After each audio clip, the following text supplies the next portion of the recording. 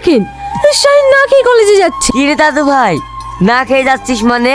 আমার দাদু ভাই না খেয়ে কলেজ যাবে? যত দেখছি কে কে বলিছে। তুমি তো নাটের গুরু, ছেলেটাকে লাই দিতে মাথায় তুলিছো। তোর কথা মতো চলতে হবে নাকি? আমার দাদু ভাইকে তোরা কেউ কিছু বলবি না।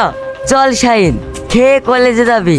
না দাদু, আমি খাবো না, আব্বা শুধু আমাকে বকে। খাবো না বললে হবে? বৌমা, খাবার নিয়ে এসো। তোমরা দাদু নাতিতে যা মন তাই করো, আমার কথা তো শুনবে না। আমার শ্রাবণী, এই কথাটা তোর মুখ থেকে 2 বছর ধরে শুনছি। তুই কখনো বলেছিস ওকে তুই ভালোবাসিস? কি করে বলবো বল? ও যখন আমার সামনে আসে না, আমার কেমন জানি সব উলট পালট হয়ে যায়। জানিস, আমি ওকে লজ্জায় বলতে পারি না।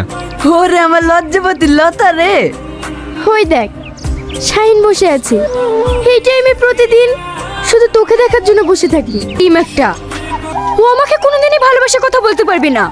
আপনার কোথাও লাগেনি তো? না না, তেমন লাগেনি, ঠিক আছে। আপনি বয়স্ক মানুষ, একা এসেছেন কেন?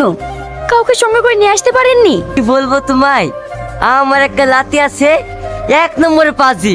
আমি বললাম একটু ডাক্তার দেখাতে যাবো, আর অমনি পালিয়ে গেল। তাই কি করব? আর তাছাড়া ও কলেজে পড়াশোনা করে তো, তাই হুকুম টুকুম তেমন করি না। ও, কোন কলেজে পড়ে আপনার নাতি?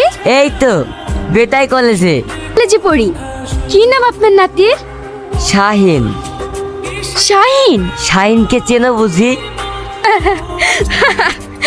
দাদুর কথা, একই কলেজে পড়ি, চিনবো না? দারুণ কথা বলিস তো, তোর কথাগুলো খুব সুন্দর। আমাকে দাদু বলি ডেকেছিস। শাহিন যেমন আমার একটা নাতি, তেমন তুইও আজ থেকে আমার নাতি। আমাদের বাড়িতে বেড়াতে যাস। ঠিক আছে দাদু, যাবো। একা যেতে পারবেন তো? হ্যাঁ মা, পারবো।